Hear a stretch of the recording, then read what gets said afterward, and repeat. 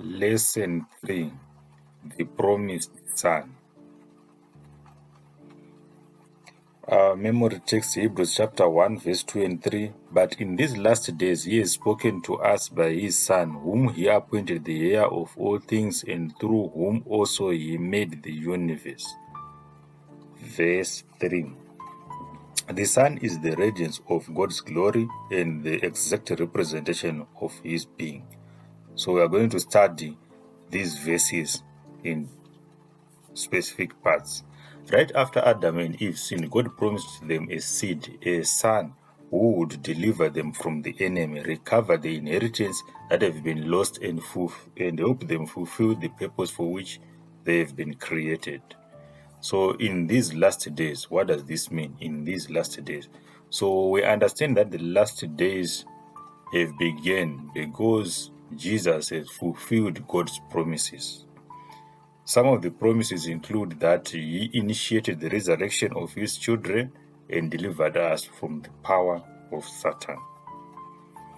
God has spoken to us by his Son. What does this verse mean when it says God has spoken to us by his Son?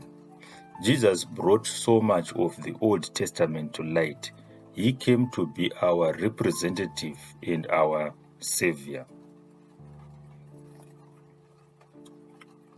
Now we move on to another point when he is the radiance of the glory of God. What does this mean? He is the radiance of the glory of God.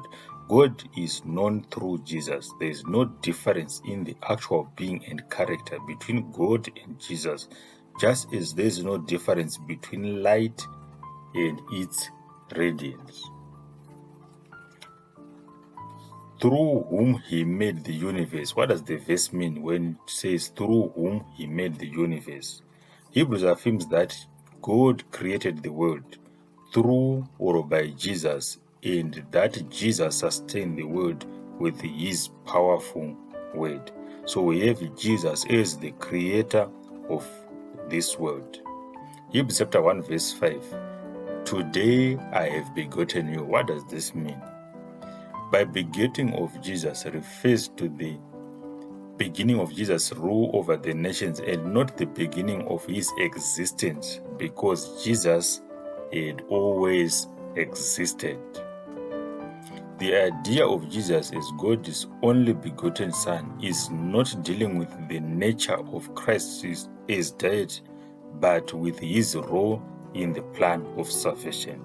So there is a plan which was made by God to save us despite our sins and our weaknesses.